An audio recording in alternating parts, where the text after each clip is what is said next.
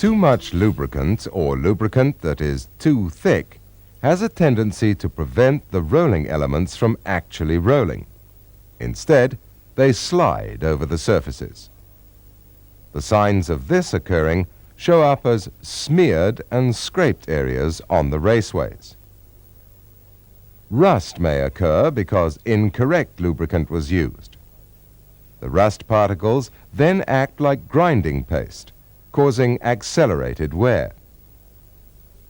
The corrective action is to renew the bearings, renew the oil or grease with the recommended type, and, very importantly, fit new oil seals.